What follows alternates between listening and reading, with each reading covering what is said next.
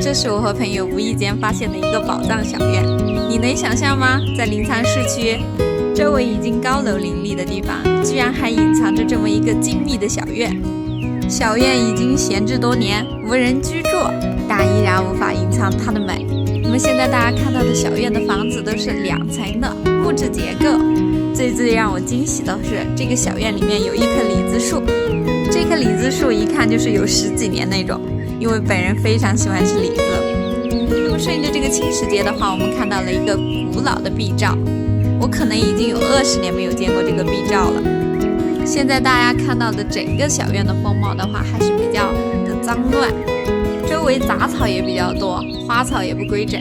那么接下来的话，我们打算花点时间将它改造成喜欢的样子。那么也请各位朋友给我提出宝贵的意见，可以到我的评论区下面去留言，关注我，和我一起来改造这个小院吧。今天是小院改造的第1天，现在已经是中午1点了，但我们都还没有吃饭。给大家看一下我和朋友们从今天到8点奋斗到现在的成果。清扫出来的垃圾的话，比我们想象中的多得多，但还好有意外收获。我们在这个房间里面发现了几个老物件，有箱子，还有这个老柜子，估计后期都能用到，很漂亮。临沧今年的夏天是提前了吗？我感觉快要被热死了，太热了。现在院子里面都是满满的垃圾。今天中午主要工作就是把这些垃圾找几个老师傅来，给他全部搬走。估计今天搬不完，明天也得搬。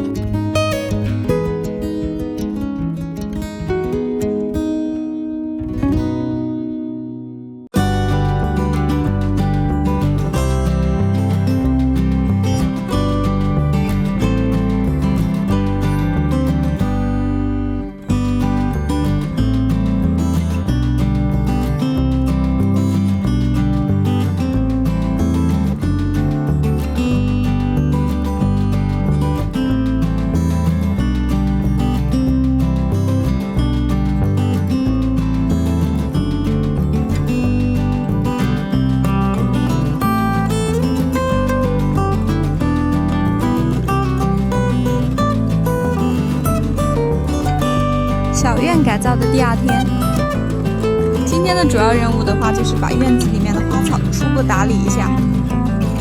院子里面的花草也比较多，现在初步打理一下的话，明年应该会开得更好，而且是1年4季都有花开。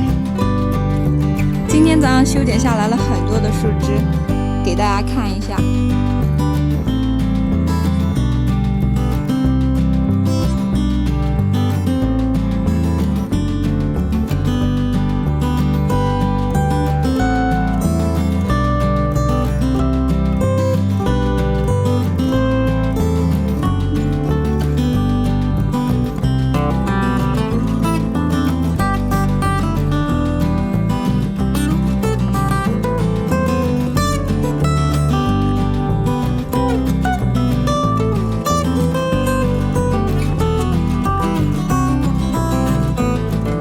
从朋友那里找来了2棵芭蕉树，我们给它种到了小院的墙角。芭蕉树的话长得也比较快，等到后期的话应该还可以乘凉。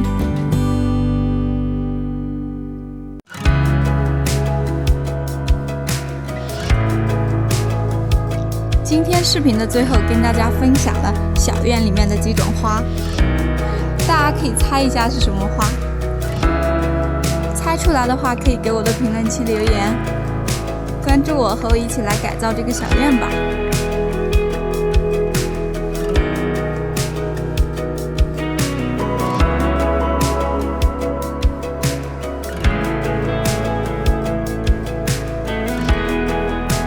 你一直忙着研究后期怎么改造小院，现在基本确定后期的改造方向，终于又可以动工了。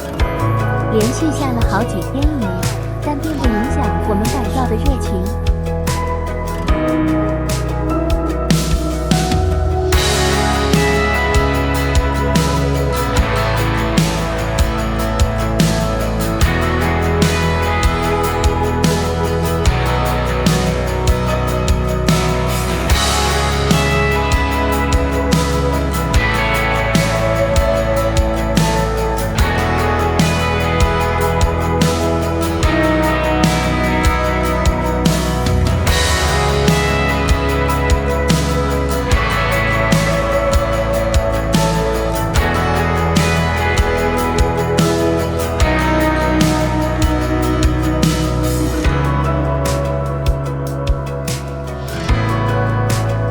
今天是小院改造的第4天。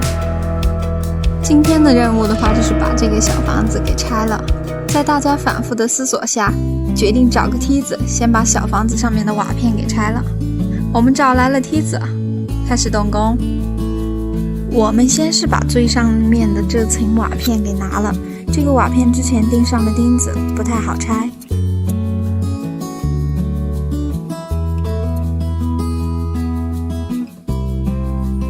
拆除上面的瓦片后的话，就开始拆石棉瓦了。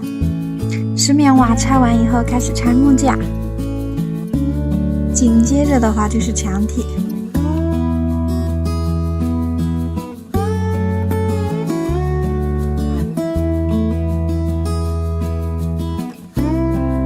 大家可以看到，这个墙体是非常好拆除的，因为这个墙体都是用土砖砌的，所以它没有实体砖那么硬。由于天气干燥，这个灰尘也挺多的，所以大家都戴上了口罩。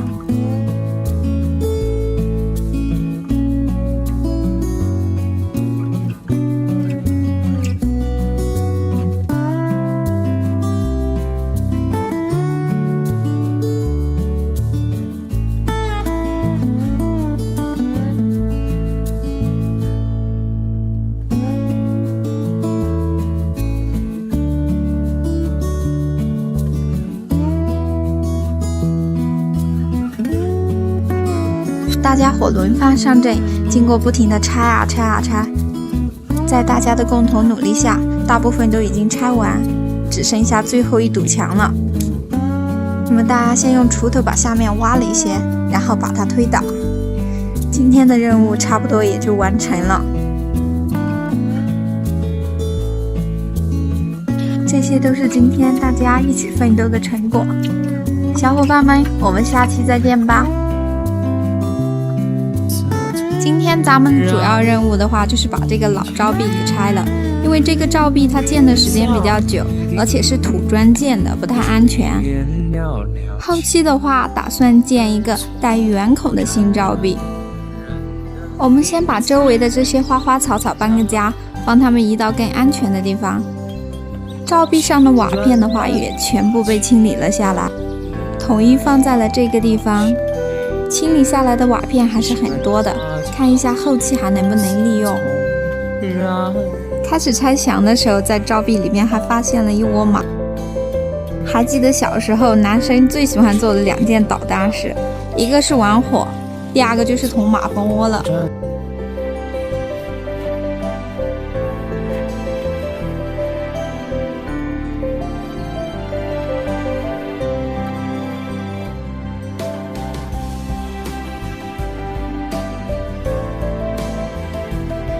看见他落荒而逃的样子，我们集体笑出了猪叫声。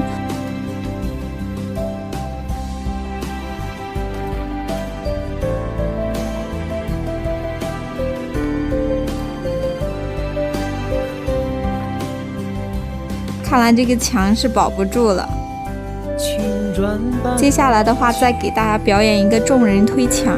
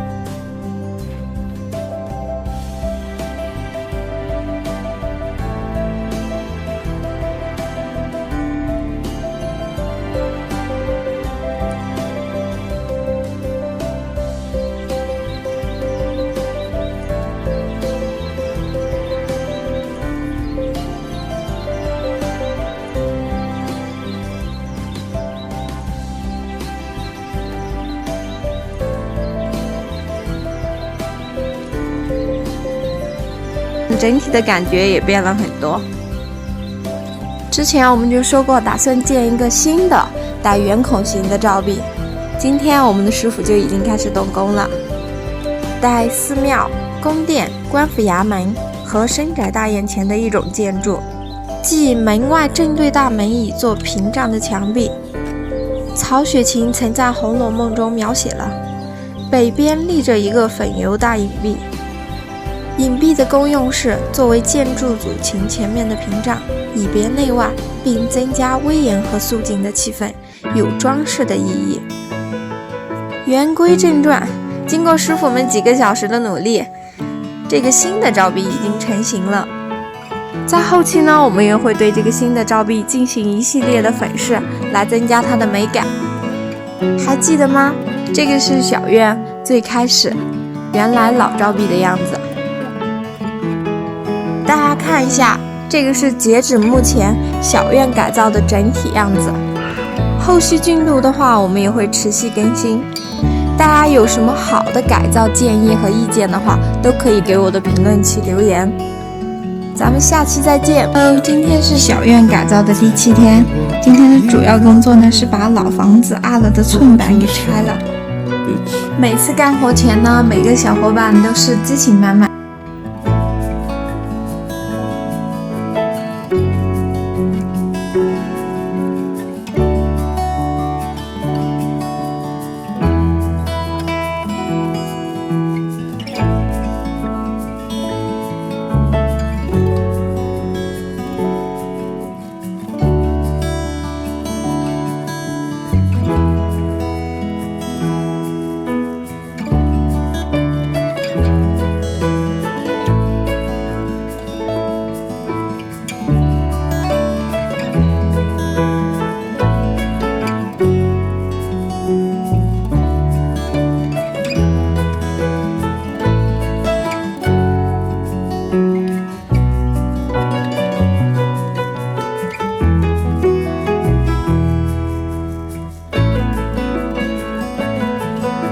万幸的是没有小伙伴受伤。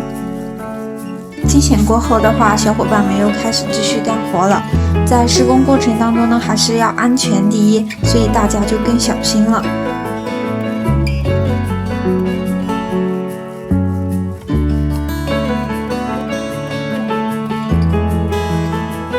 拆完第1间后呢，我们开始拆第2间。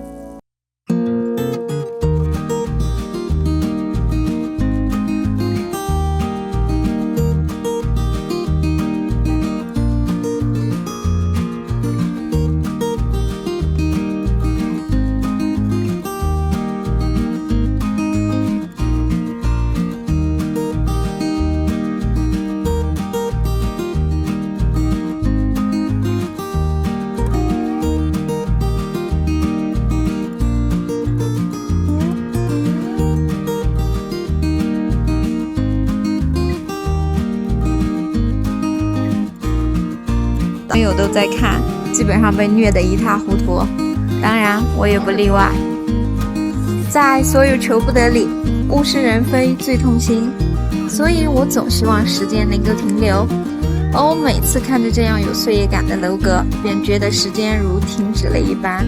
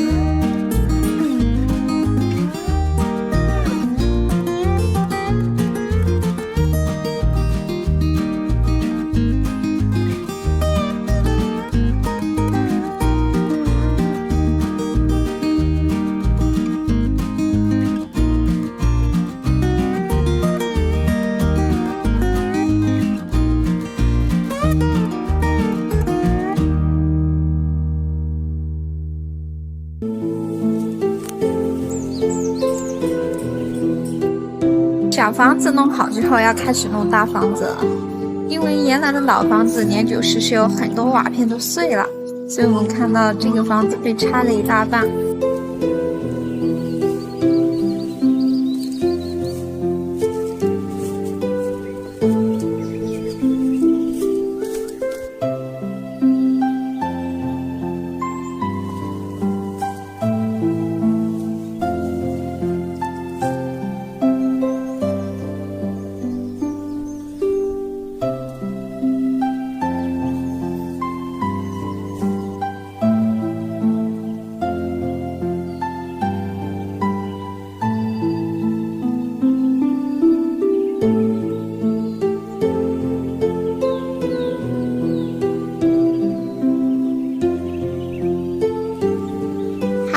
今天是小院改造的第9天，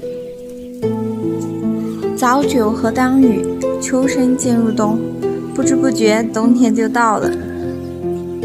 北方早已大雪纷飞，但临沧还在艳阳高照。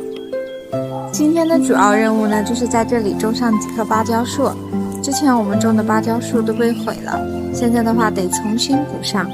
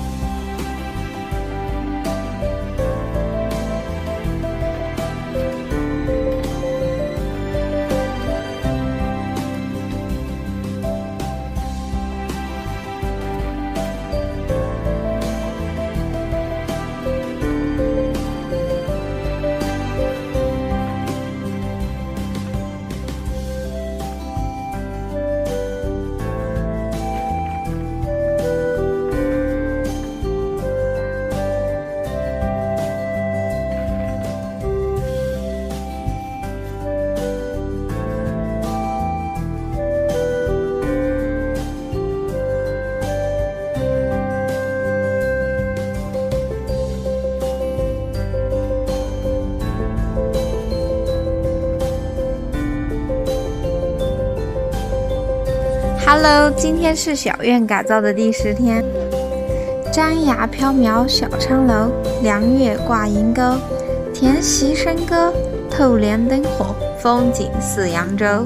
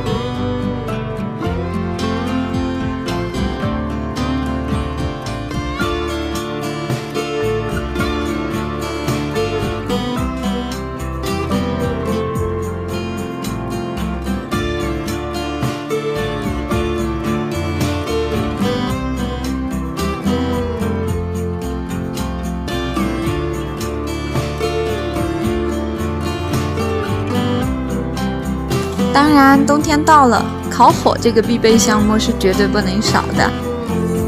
师傅们这一次砌的火塘坊，既能取暖，又能烧烤，还可以熏腊肉。这里差不多能坐下10余人。弄好以后，一场小伙伴坐在一起，想想都挺美。用红砖砌火塘可以耐住高温，并且很牢固。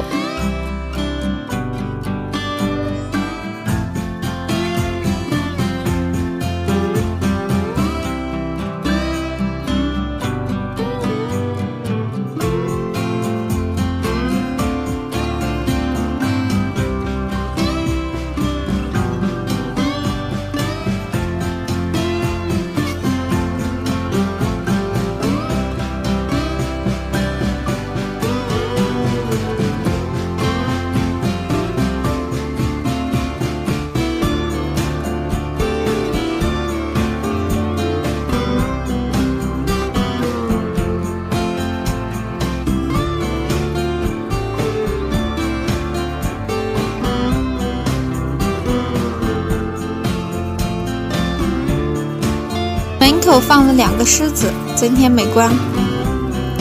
从风水学的角度看，可以招财挡煞。门上也盖了瓦片，使它和小院子的风格保持一致。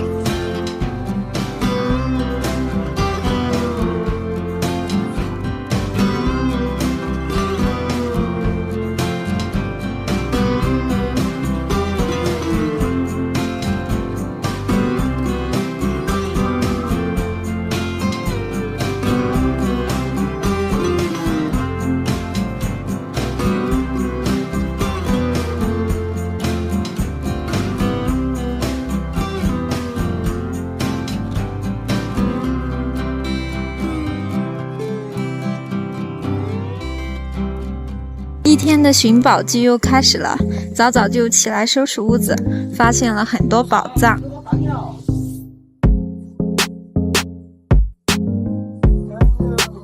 首先介绍的是孙冉翁的天下第一长脸，180个字，字字绝妙。500里滇池，奔来眼底，披荆暗泽，喜茫茫，空阔无边。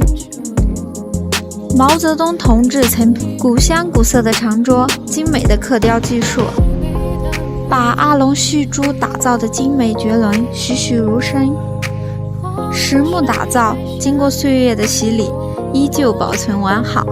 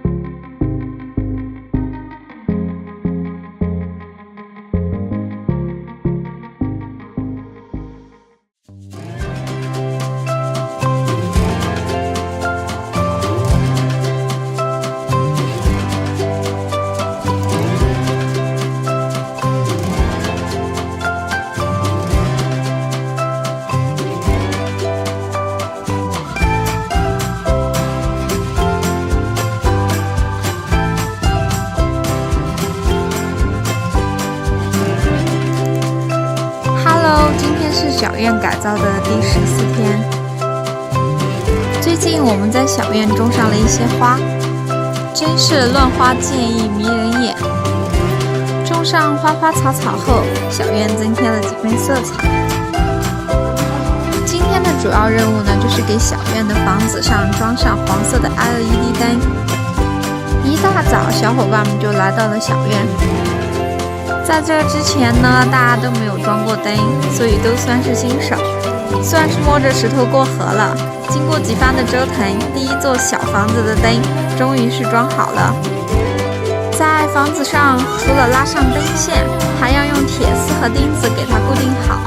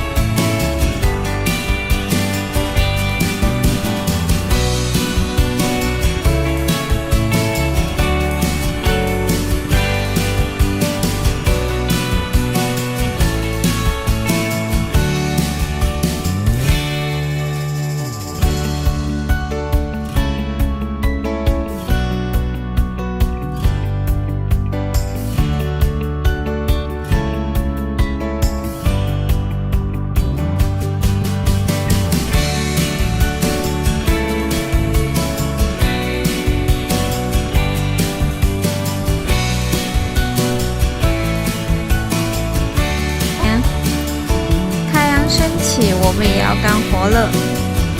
今天的任务呢，就是把老房子木质的部分涂上桐油。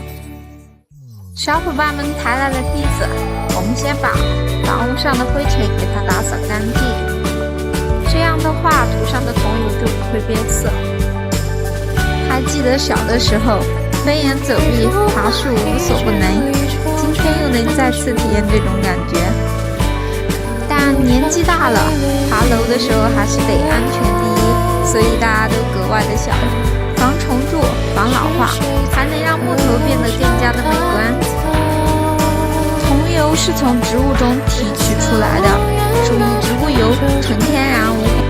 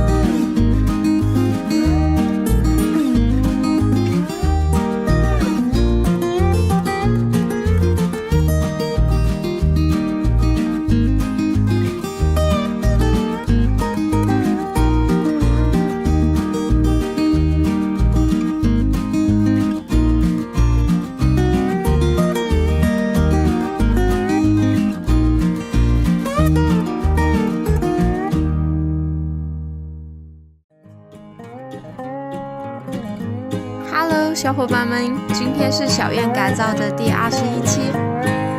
今天呢，想给大家做一个很特别的东西。大家想一想，用泥巴包着烤的东西有哪些呢？像小时候烤过的叫花鸡、红薯，等等，好像万物皆可烤。那大家猜猜，今天我们要烤的是什么呢？没错，今天要烤个牌饼。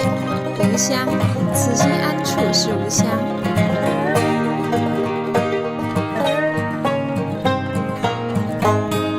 此心安处是无香。900多年前，一个女子用了这句话打动了苏轼，苏轼则用他的一曲《定风波》安慰了后世近千年。我们一起来看看他的创作背景。此心安处是无香最早的出处应该是白居易的“无论海角与天涯，大抵心安即是家”。但是让他闻名天下的并不是白居易，而是一名叫柔奴的歌姬。苏轼的乌台诗案牵连到的人有很多，其中呢被罚得最重、贬得最远的便是苏轼的好友王巩。主犯苏轼被贬谪黄州，而从犯王巩竟比主犯还要惨，被贬到了更远、更艰苦的岭南滨州。定案后呢，王巩身边的人纷纷离去，各奔前程，唯有歌女柔奴毅然随行。多年后，王巩奉诏北归，与苏轼再度重逢。一别多年，苏轼惊讶地发现，柔奴并没有因为苦难的生活而变得憔悴，反而是她的容颜愈加美丽动人，笑容愈加清甜淡然。苏轼不解，就问了一句：“岭南的风土应该不是很好吧？”柔奴莞尔一笑，回答道：“此心安处便是无香。”柔奴的回答让苏轼肃然起敬，当即写下了这首《定风波》：“长羡人间卓玉郎，天教吩咐演苏娘。尽道清歌传皓齿，风起雪飞沿海变清凉。”真羡慕你这家伙，自己长得帅也就罢了，老天居然还送给了你这么一个温柔貌美的佳人。人人都说这女子歌声婉转，唇红齿白貌倾城，风起时就像雪花飞过檐下，让炎热的岭南顿时变得清凉舒适了起来。万里归来颜愈少，微笑笑时犹带岭梅香。试问岭南应不好，却道此心安处是无香。他从远方归来后变得更加年轻了，他微微一笑，笑颜中似乎带着岭南的梅花清香。我问他，岭南的日子应该是很苦的吧？他却回答，心安定的地方就是我的家乡。此心安处是无香，真正的安顿应该是内心的安顿。心若没了归宿，在哪儿都是流浪。Hello， 小伙伴们，又见面了。随着时代的发展，机械代替了大部分的手工，所以现在的纯手工艺品就越来越少了。今天呢，给大家带来一件纯手工艺品，大家可以猜猜是什么呀？在之前拆除小院楼板的时候呢，留下了很多质量很好的木板。今天呢，我们请来了一位会木工的叔叔，打算把留下来的木材重新利用一番，做一个前台的桌面。这些木板经过叔叔的手都变废为宝了，经过叔叔的测量、打磨，再击出合适的木段和木板，反复加工。手工艺品讲究的就是一个纯手工，这个呢需要很大的耐心，毕竟慢工出细活。木工叔叔对精度和细节的把控很到位，只有精心的去制作一件物品，赋予它心血和精力，才能真正体现它的价值所在。看，今天小院来了2只可爱的小猫咪，也许是被小院的魅力所吸引了吧。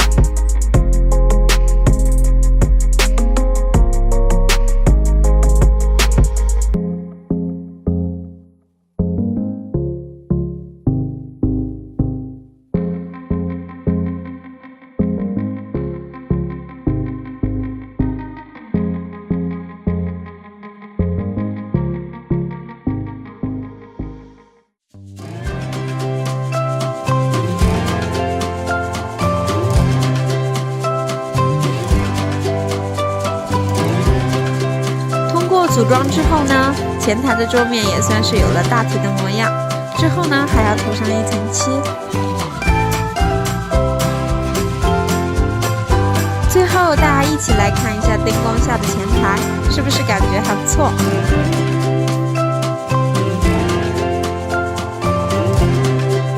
好了，今天小院的改造就到这里了，欢迎小伙伴们来到小院，咱们下期再见。